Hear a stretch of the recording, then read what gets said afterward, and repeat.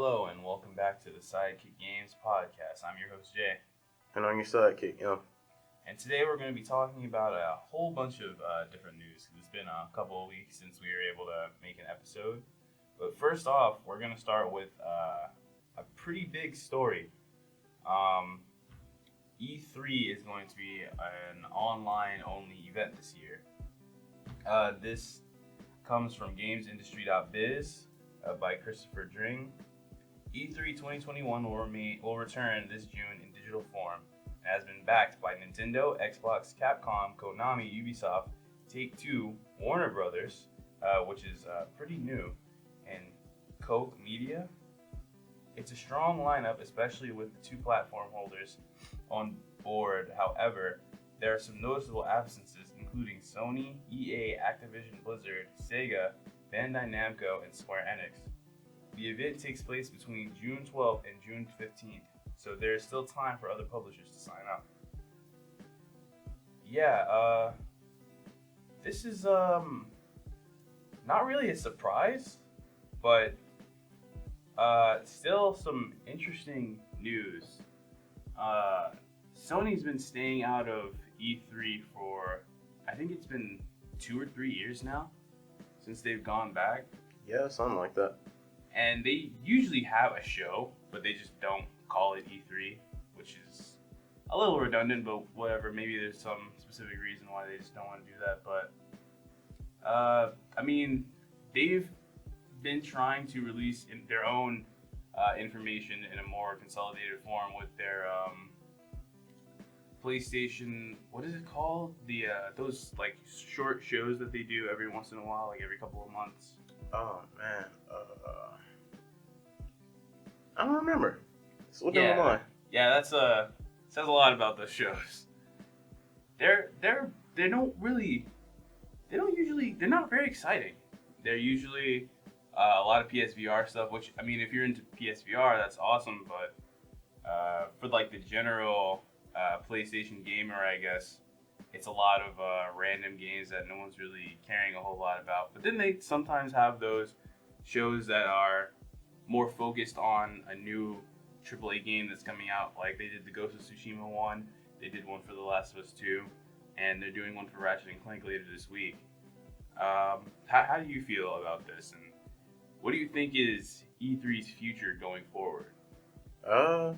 Well, on the individual shows front, I guess I could see it because not sharing the stage with other people is probably more healthy for them, I guess, since they can't really get up stage if no one else is on stage with them. You know what I mean? But they don't share the stage. That's what's so weird about it. Yeah. Every company always had their own separate like event that they would talk during. Shoot, man, I don't know, maybe production costs or something. There's gotta be some reason that they decided to stock on. Yeah, maybe. And as for like the games they release, true, those things are usually pretty sleepy, but every now and then, like you said, they got a game in there that either I was already expecting or I came out thinking, wow, it looked pretty cool. Yeah. As for the future E3, it'll probably live on, I guess. If the other companies do start hopping back on, it'll probably make its resurgence back up to the top of, what would you call that? Well, the top of the food chain.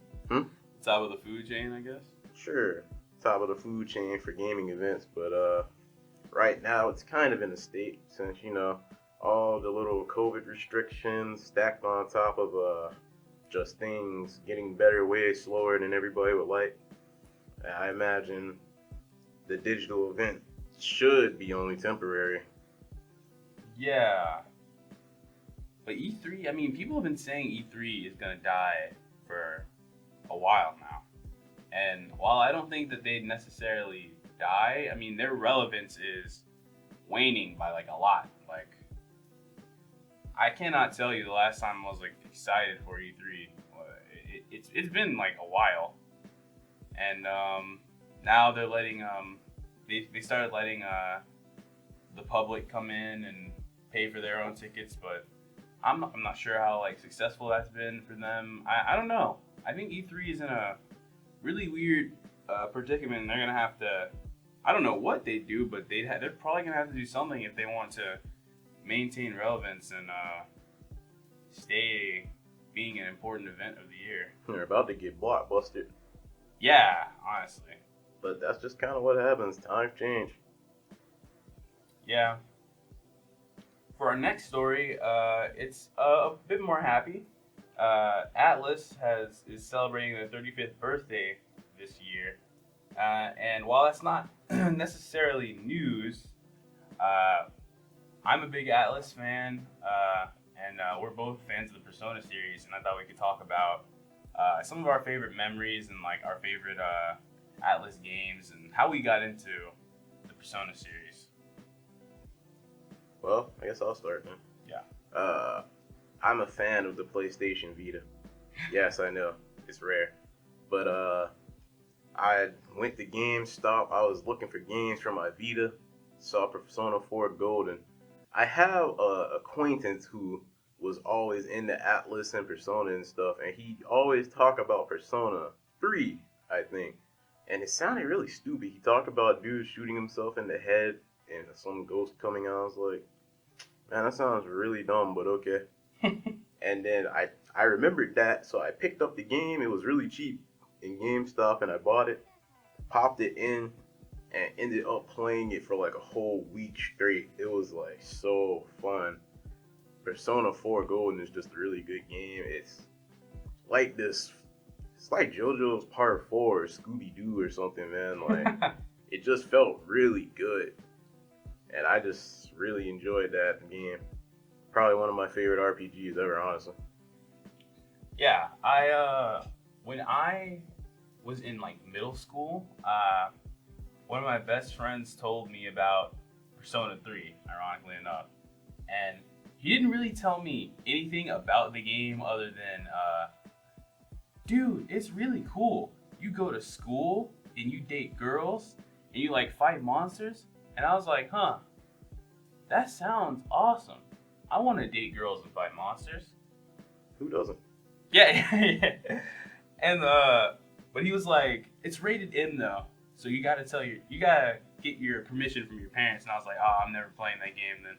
So years and years later, I eventually played it in like high school, and I was so worried because I ended up getting the PSP version of Persona 3, and I talked to my dad and I was like, yeah, this game's rated M, like, can you just let me get it? And he was like, yeah, whatever. And it was the first time ever he just didn't care about a game's rating. And I played it, and like, it became one of my favorite games ever. Probably my absolute favorite game of all time. And after that, I played Persona 4, all the spin-offs with Arena, and the dancing games. And it's such an amazing series that has recently become extremely popular with Persona 5. And now they've got all those memes and all the Persona 5 fans and stuff. But before that, I mean, Persona was such a niche thing. And I always thought, man, if this gets really popular, it's going to be like huge. And I mean, it's become a phenomenon. Like, Joker from Persona 5 is in Super Smash Brothers. And I remember thinking, like, man, if we ever got like the main character from Persona 4, the main character from Persona 3 in Smash, that would be it for me. Like, Smash couldn't get any better. Like, but I always thought it was some far off dream that could like literally never happen. And that one day at the Game Awards, when they played that trailer, man, I was. You started losing screaming. I know Yeah. I was there. I was beyond excited, man. It was pretty surreal. And I mean, other than Persona, I really like Catherine a lot. It's another one of my favorite games, but that's a puzzle game. Atlas is just such a unique company. Like, they make really quality games. You never hear anything about like crunch from them. You never hear anything about bitter employees or anything. Like, they seem like they're a relatively small company trying to get larger and larger to become obviously probably eventually AAA, and then everything goes to hell. But I mean, as of right now, they're like a AA company. They're owned by Sega, and like I remember being a little bit worried that Sega bought them, but Sega hasn't done anything. They just let them do whatever they want, and Sega knows better, especially after the Sonic fiasco. yeah, I still hope one day we get Sonic as a Persona. That would be hilarious. But I mean, we got Dante in one of those Shin Megami Tensei games, so it's not impossible. yeah, see, They get the artist to design a villain for Sonic. Sonic becomes a Persona. that would be awesome, man. 4D chess. Yeah, the closest thing we got to that was Joker's costume being in Sonic Forces, which that's not as cool. But here on the Sidekick Games podcast, we love Atlas and we wish them a happy birthday. Happy birthday. Speaking of JoJo's, even though you brought that up like way earlier, Giorno Giovanna from Part 5 of JoJo's Bizarre Adventures has finally been released for Jump Force. And he's going to be the last character of Season 2 of their DLC Season Pass. And right now, there's a big rumor that we're going to get a Season 3 for the game, and that instead of 5 characters. So I wanted to ask you, who do you think is actually going to be Tanjiro. There is no excuse anymore. He is probably one of the biggest. Is it even a probably anymore? Nah. He is the biggest thing to hit Shonen Jump in decades. Yeah. He is topping charts worldwide. Yeah. He owns the most popular movie in Japan. Not the most popular animated movie, the most popular movie. It beat Titanic, man, in Japan.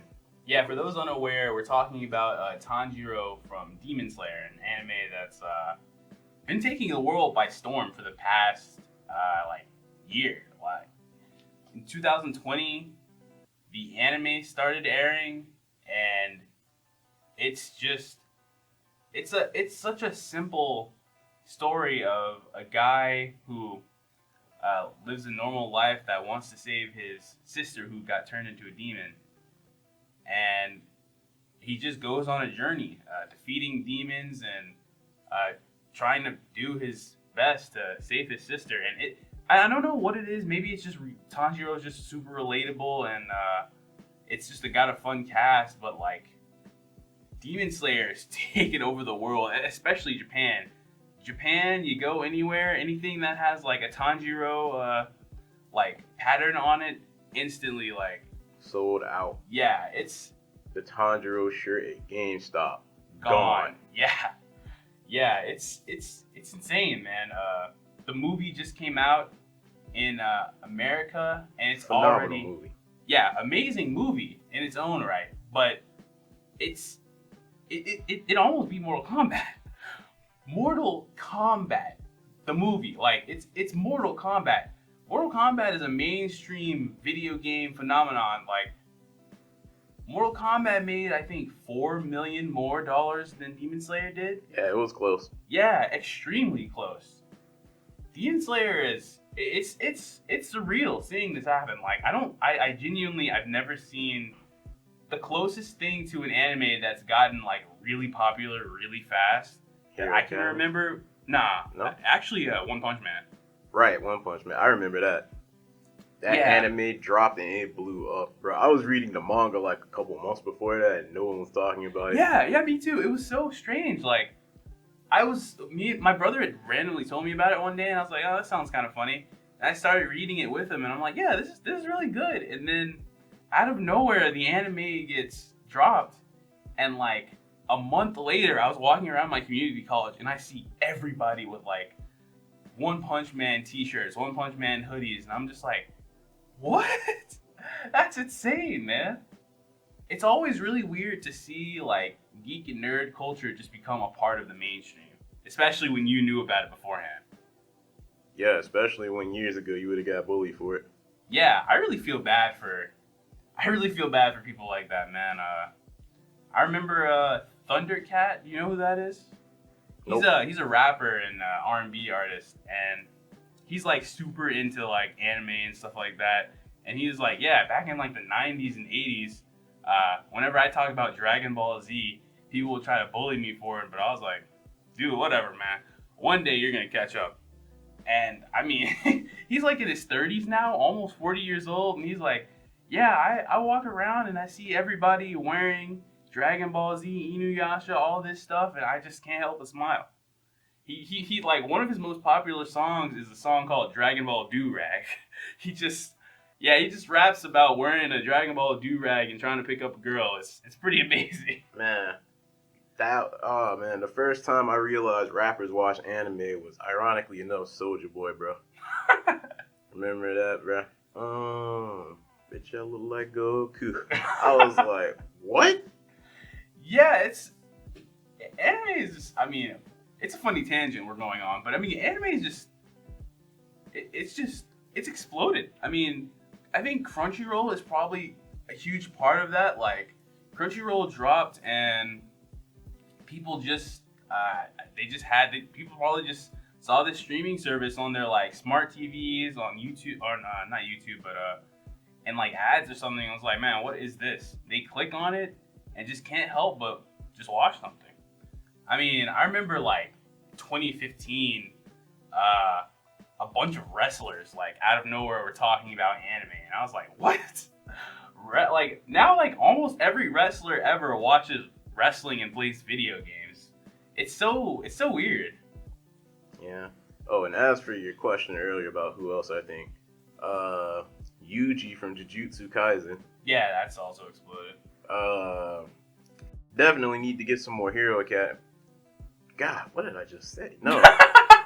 Definitely need to get some more Black Clover characters in there. Horribly unrepresented, bro. Like, yeah. They don't even have Yuno in there, man. Like, that's just a crime. Especially when Black Clover's walking around, like, what, 6 characters? I mean, Hero Academy. Hero Academy has Deku, All Might, Todoroki, Bakugo. 4 characters. 4. Okay, yeah, 4. Still, though. Yeah, it is pretty ridiculous. I mean, like, Asta's base game, too, like. Yeah. What's something else that's popular right now? I mean, they could put a Promised Neverland character in, I guess. Can they fight? I think they use guns later on in the series. Okay. I think also, I mean, for Black Clover, who would you want? Like, Yuno or, I mean, realistically, they could slip in, like, almost any Black Bull. The only one they really couldn't get away with is Gray. But yeah, they could slip in any Black Bull and I'd be okay. Yuno, despite my feelings, he's the rival. You can't just not have the rival character in there, bro. It's like if they put Naruto in and didn't have Sasuke. Yeah. Or Goku with no Vegeta. Yeah, that's true. I also personally think that they could, like, put some update, or maybe, I don't know, maybe like a free DLC with some updated forms in there, because when they put Asta in, the anime was still kind of, early, and now we've got brand new forms and stuff and a new design. Like, I mean, they could put Time Skip Asta in there, maybe. That would be awesome, but because they got Super Saiyan Blues in there. I mean, I know they're technically built into the character, but maybe a free update where they build something, I don't know, something like that, That would be cool, but I mean, at this point, I'm pretty sure Jump Force is going to get a sequel. Like, despite the sheer amount of hate that people like to give that game, it's still really popular. Oh, I mean, it's a Jump game. Like, it was going to get another game regardless. Yeah. Like, Jump, they don't make those games because of popularity. They make those games because it's Jump's anniversary and they've got the money to do it. Yeah. It's just a matter of waiting for the next anniversary date, which I can't remember right now. Yeah, but at this point, I really don't think. I mean, yeah, it is an anniversary game, but I kind of feel like they might just make another game just because it's successful. Because I mean, J-Stars came out, and I think it did okay, but Jump Force is, like, I'm pretty sure the best-selling anniversary game they've ever had. I don't know, bro. And, like, they still have a lot of concurrent players. People still do the events that come on and stuff. So yeah, the only real problem they need to fix with that game, the graphics. Yeah. As much as I like the graphics, you really can't deny that it misses on some of those characters. Like Deku, bro. Like, his eyes are just gross. Yeah, Midoriya's his eyes look really odd. I mean, some of the characters just look really Like they weird. just hit that anime cell shading, bro. Like just make them look like from their series, bro. Like it's whatever, man. Like it's a million different characters interacting with each other. Everybody got a different art style. It's just gonna happen. But that realism stuff, it ain't it. I think they can do it for like the backgrounds. Yeah, the backgrounds look nice. It's just the characters be looking wonky, and that's what I'm looking at. Yeah, like that GIF that kind of went viral with uh Gold Experience Requiem, where Jordo's just standing there, and Gold Experience Requiem looks like he's like freaking out. He doesn't even look like he's throwing punches anymore. Yeah. Our next story is a really funny one. It kind of has no real basis, but there's a big rumor that Hideo Kojima has left Sony. Well, I mean, I shouldn't say left. Kojima Productions is an independent company, but they had a deal with Sony for the publishing of Death Stranding. But the CEO of Microsoft, Microsoft, CEO of Xbox, made a video, and he had the Ludens logo. Ludens is Kojima Productions like spaceman logo guy, and he had him in like the background of his video. And so a lot of people were saying, "Oh man, Kojima's leaving Sony. He's gonna be making a video with Microsoft," which is, I mean, funny, I guess. And I mean, a lot of people started leaning into that theory, and then one of the key tech producers, the guy that designed the PlayStation 4 and the PlayStation 5, I believe his name is Mark Cerny, he made a video where he also had Ludens in the background. So now a lot of people don't know what to think. And honestly, whatever, man. Kojima's gonna make whatever he's gonna make, and Death Stranding was a weird game that I wasn't 100% a fan of. At first, anyway. Yeah. I will never forget the first week you played that game. You sounded like a shell, man. Yeah. But, I don't know. I still like Kojima. I mean, Metal Gear Solid is still a really good franchise, and he still, I mean, has a knack for gameplay despite the walking simulator. He's still really good at designing games and creating stories, and I'm interested in seeing what his next game is going to be. He's been dropping a lot of really weird hints with mechs and Godzilla and stuff, so he's sounding like he's gonna make something crazy. What do you think? Oh, I've never played a single Kojima game like ever, but if it's got mechs and it's got something like Godzilla, probably gonna be good. Yeah. You actually cannot go wrong with giant monsters beating each other up. Yeah, that's true. I mean, I don't know. I hope he doesn't go to Microsoft because I don't play Xbox. But I mean, even if he does, I have a PC, so I guess I could just play it on my computer. But I'd much rather just play it on my PlayStation. Our next story is about Deathloop getting delayed. So they made a Twitter post. Arcane Leon made a Twitter post saying, "We've made the decision to delay the launch of Deathloop to September 14th, 2021. We're committed to equality and preserving our team's ambitions for Deathloop while ensuring the health and safety of everyone at Arcane. We'll be using the extra time to accomplish our goal, create a fun, stylish, and mind-bending player experience. We apologize for extending the wait and thank you all for your passion and excitement. It is the fuel that powers our creativity and our hard work. We can't wait to show you the next more from Deathloop soon." So I can't say I'm that surprised. Yeah, me neither. I was not shocked at all when I heard it. Yeah, I can't remember what the previous release date was, but it was pretty soon. And we've been hearing quite a bit about that game, but we hadn't seen a lot of gameplay. I mean, usually by now they would have released some sort of a gameplay video that shows like a nice vertical slice of what we'd be doing. But I mean, with COVID going on, that seemed to be the main reason. With COVID going on and not wanting to have the employees crunch, unlike Cyberpunk, they just decided to bite the bullet and delay the game. As for our next story, we got more Genshin news. MiHoYo says that because of the immense success of Genshin Impact, they've extended its life from 5 years to another 10 years. So, what do you think about that? It makes sense. Unless the gacha looks bad or the gacha is like for something that you can't particularly see blowing up hardcore, I usually expect them to last a pretty long time. Like, look at FGO. Well, How long has that game been alive? Like 5, 6 years? I think this is year 5 actually, yeah. And they're still trucking. Might have a little fall off, but they're still trucking. And an example of one that didn't last very long, unfortunately, was the Black Clover gacha, which, Rest in peace. yeah, it was pretty fun, but you could tell, basically with a gacha game, you kind of have to really be, you have to have a system for making money. Somehow, you gotta be making your cash, and say what you will about Genshin, they've got a way to make your cash. Like, I play Honkai, and I always thought, man, I would never be pulling on this game nearly as much if they didn't have that guarantee system on there. It's probably one of the most genius things ever because it makes you want to keep pulling. It makes you want to spend that $20 or even 100. And they've got a lot of people doing that.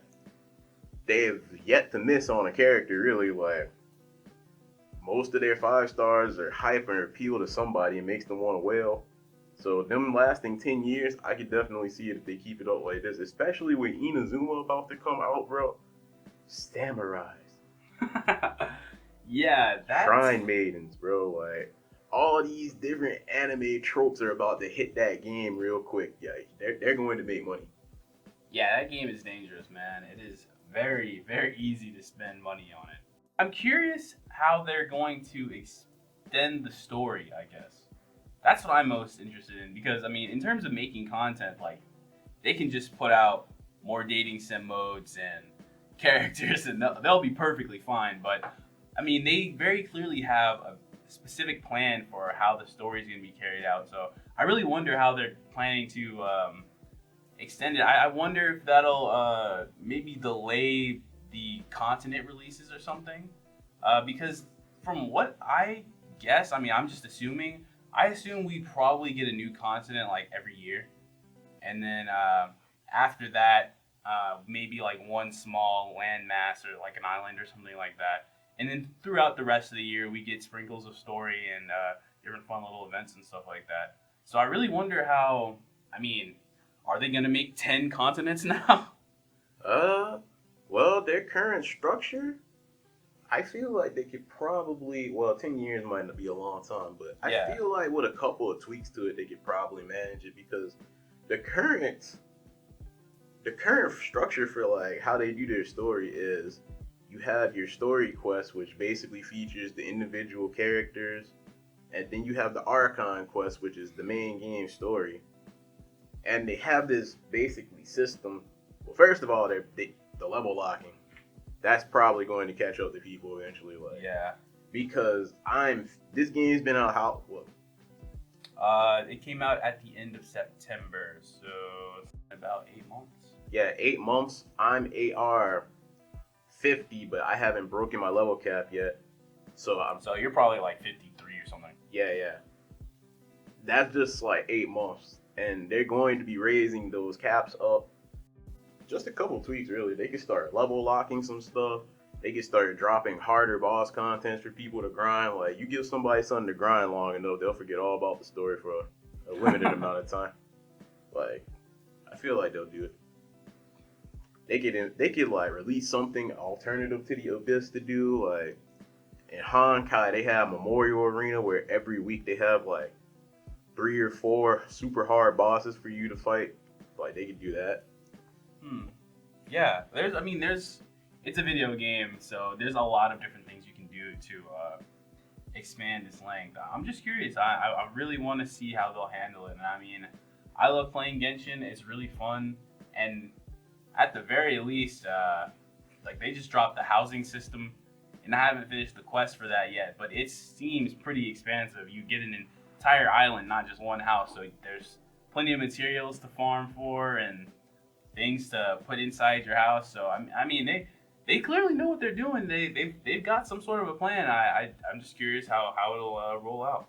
Our next story is kind of a short one. It's the newest Assassin's Creed game, which was not planned to be released this year, but next year, is kind of getting delayed. I mean, it was never officially announced, but the rumor is that you would have been playing as King Richard of England. And because of COVID, you know, like a lot of other games, like Deathloop we just talked about, it's been delayed. So I'm not sure what to say about this. It's we don't have a whole lot of information. When I looked it up, I think King Richard was just kind of a guy that didn't really do a whole lot. So I mean, they were probably gonna spice it up with a bunch of other stuff. I did not play Valhalla, so I'm not exactly sure. Maybe he has a strong presence in that game or something. What do you think? I'm not really sure, man. Like, it's England. I'm no history major. I do like history though, but if you're playing, are you playing as the English king, Richard? Yeah. Which Which would be a first time in, I think, Assassin's Creed history. I don't think you've ever actually played as a real historical figure before. Yeah, that's how you know he didn't do anything. Yeah. But man, Assassin's Creed, bro. I remember when I was a kid, saw my friends always talking about Ezio and Altair. The game looked cool, but I never bought it. Finally get it, and what do you know? I get it right as they're just genre shifting over to RPG games, bro. Yeah, Assassin's Creed is in such a strange... I mean, it's been in a weird spot since, like, Unity. And I don't know. Valhalla came out, and it was kind of another Ubisoft game that they tried to hype up, but didn't really... no one cared. I mean, it sold well. Every Ubisoft game is always going to sell, but, you know, Assassin's Creed just doesn't have the name that it used to have. When Ezio was, like, at the top, or, I mean, even Edward in Assassin's Creed 4, I mean, Assassin's Creed was really popular and people still liked it, but the switch to RPGs is something that a lot of hardcore fans, including myself, just aren't really down with. And I'm not sure why they are still so gung-ho about it. I mean, The Witcher was successful, but it's clearly not... These games clearly aren't The Witcher, and it's clearly not something that the fans are really looking for. And on top of that, the modern-day segments, from what I hear, are just getting worse. The spoilers for Assassin's Creed Valhalla, but at the end of that game, Desmond comes back after he died. Yeah, it was only a matter of time. Let's be real here. I mean, yeah, I guess. That game's story has been sounding. That's why before we started recording this, I was like, man, where's that series going? Because I played Assassin's Creed 3. I know that chick came out was gonna enslave humanity, but Juno. Yeah, that was like what 5-6 games ago, bro. Like, what's going on? That's all I'm saying. Like, yeah, I mean, they got scared. Like, the response to that ending was not positive, and instead of, I guess, going with whatever story they were going to do, they just kind of backpedaled. The world was supposed to be destroyed. We were supposed to see some completely different thing, and instead we just kind of got, actually, that didn't happen. Yeah, you shouldn't try and do bad endings if you don't have the guts for bad endings. Yeah. I don't know. I'm just really... Valhalla looks like a good game. It reviewed well. People that played it like it. It's just, I don't know, man. I miss parkour. I miss hidden blades. I miss stealth. I miss really fun, charming characters. The game just has lost its soul. Like, there's nothing about Valhalla that like looks like an Assassin's Creed game by any means. I don't know. I just like to see it go back to the way it was before. Well, hey, there's always the collections. Yeah, but you can't live in the past forever. And besides, those graphics, man. Those graphics are, they don't hold up super well. You better learn how to turn your eye graphics now. Lower them standards, bucko. Our next story is a much happier one. PS5 is the fastest selling console of all time in America. pretty cool news. Not all that surprising though, considering the rabid fans that have been punching and kicking and stabbing each other for these consoles. I mean, I got one. I didn't have to kill anybody, but it was definitely not easy. I don't have one, and it's starting to feel like I need to kill somebody to get one. Yeah, it's crazy, man. I really don't think PlayStation 4 was even like this. Probably not. Yeah, a lot of people were excited for it, but there was never this shortage, and I mean, COVID's going on, so that's probably a part of it. But I haven't heard it this bad since dudes literally got trampled trying to get a PlayStation 3 back when I was a kid. yeah, I'll never forget reading that one on the newspaper because our teacher made us read newspaper reports. that's funny. My teacher did the same thing when I was in junior high school. But yeah, I mean, it's cool. PlayStation 5 is a really cool piece of tech. I like the controller a lot. The fast load times is really nice. It's refreshing to see that, especially compared to PS4, where, towards the end of the PS4's life cycle, man, that thing can barely even run its like normal OS, let alone having a theme.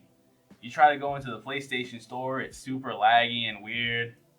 But on PlayStation 5... Yeah, my PS4 has been crashing way more than I'm comfortable with lately, man. It's kind of getting me scared. It's kind of all I got, man. Like, I can't get a PS5 easy, and if that thing goes out on me, well, what am I going to do? Scared, man. Vita. Well, speaking of the Vita, PlayStation decided to reverse their decision and is now preserving the PlayStation Store for PlayStation Vita, PlayStation 3, and PSP. So happy news. I mean, a lot of people were saying, "Yay, bullying works," but people voiced their opinions and were unhappy. And for once, the CEO of PlayStation did something nice. Probably the only nice thing he's ever going to do in his career. Hey man, he gave you Ratchet and Clank. Yeah, whatever, bro. Yeah, I'm glad, especially for a lot of the people that wanted to play a lot of those old JRPGs but didn't want to rush out and start dropping hundreds of dollars and try to buy them before they went off sale. But really, really cool. It's also for Vita fans, because a lot of Vita games still come out like every day. There's still a lot of games coming to Vita. Yeah, Sony may be trying to let the Vita die, but other game devs aren't. Yeah, yeah. Bring back the Vita 2022. Yeah, we need the Vita too, bro. They should. I mean, there's no real reason not to, other than I guess getting destroyed by the Nintendo Switch. But bro, who cares? Yeah, they can curve their own niche. It's not like they haven't competed with Nintendo before. Make that thing link up with the PS5, boom. Yeah, honestly. When you want your haptic feedback on the go. That would be really cool. That would be really cool, but I don't... That would, destroy the battery for that thing. PS5 controllers die really fast anyway. Yeah, I bet. So our next story is a bit of a plot twist. Discord tried to meme on us, but they actually were having talks with Microsoft. But reportedly by Game Informer, those conversations have ended, and Discord is just gonna swing solo for now. What do you think about this? Good. Stay away from Microsoft, bro. Those dudes are like the opposite of Midas, bro. Everything they touch, it just goes bad somehow, some way. Ruin everything. Hey, man. Discord already ain't doing too hot either with all these features they've loaded up into that program, just turning it from the... Now I remember when Discord came out, bro. Nice and fast, easy to open. Discord today, bro. I've never seen the not responding screen so much, bro. Yeah, there is a lot of lag and weird jank going on with Discord lately. I mean, I guess that's just what happens when you get really popular. Really popular, and you start adding in the video sharing and the screen sharing. Yeah. People start pirating movies and streaming them. It's a slippery slope. Our next story, speaking of Microsoft, is they're making free-to-play games not require Xbox Live anymore. What do you think about that? I mean, I don't have an Xbox. I don't know anything about that. Well, I think it's pretty cool, but I think Sony's been doing that forever. Because I remember when Fortnite first came out, no one had to pay for it. It's just been a quiet thing. Fortnite didn't have to pay for that. I remember I played it with some people with GTA Online, even though that's not free. But I played GTA Online with some people that didn't have PlayStation Plus. So I mean, good for Xbox fans. And our next story is an interesting one. The game Lost Soul Aside just made a return. This game was announced like 5 years ago. It is an indie game by one guy. He's a Chinese guy making a game that was heavily inspired by Devil May Cry and Final Fantasy 15. And I mean, the game looks awesome. The original trailer back in the day was really, really cool, and I was super excited for it, but it went dead for years. Yeah, 5 years is a long time ago, no? Yeah, but I mean, I think 2 years after, no, I think maybe 1 year after the trailer came out, Sony said that they were gonna publish it through one of their indie things. They have this different programs where they fund a lot of indie games, and I think it's called the Chinese Heroes program or something like that. And so he went from being one guy working on this game that pretty much already looked like a AAA quality game to a whole team now. And he's got his own company, and they're working full time on this game, and it looks awesome, man. Like, minus a few gripes, like with the camera and the voice acting, it looks really cool. I mean, love to see somebody make it. Yeah. Hopefully the game's actually good. Yeah. In our final story, well, actually no, this is our second to last story. PlayStation Plus Video Pass may be coming to all PlayStation stores. So, an image leaked about a couple weeks ago where essentially it was a picture of a thing called PlayStation Plus Video Pass. A lot of people were really confused and didn't know what it was, but the trial program is starting in New Zealand, I think, right now. And they're releasing 30 movies and TV shows for the first month, and then every couple of months they'll update it with more movies and shows that you'll just get for free with PS Plus. So it's essentially their own streaming service, I guess. Well, how do you feel about it? Man, I'm not sure, honestly. Like, kind of depends. Like, I don't want them to be like Netflix, where the stuff cycles every now and then. Cause that's my gripe with Netflix. Really, like, you try and look at something and it's gone. Yeah. I'd rather just own it, honestly. Like, that's kind of how I've always been. Like, the streaming service bad is just, jeez, all these different things you gotta subscribe to. I mean, I'm already a PlayStation Plus guy, so I'm gonna get it regardless. But I don't know. Like, I just bought the Demon Slayer movie yesterday because I was like, man, I'd hate for them to put this on that streaming service and then it's gone like a year later. Yeah, I don't know how to feel about it either. It's I wonder why. I couldn't imagine that their movies thing was doing poorly, because they've been doing that for a long time. They've been selling movies and TV shows on PlayStation Network since like the PS3. Yeah, they even had their own show. Yeah, let's not talk about that. But they've been doing this for a long time. People always buy it. They always got sales going on. I don't know. It's weird. I hope it's good, but I really don't know right now. And our next and final story of the day is Sony announced that they were going to be putting more PlayStation exclusives on PC, but they're working with Steam now. In the official announcement, they said PlayStation and Steam are partnering to bring you the best PlayStation Studio games has to offer on PC starting July 20th, 2021.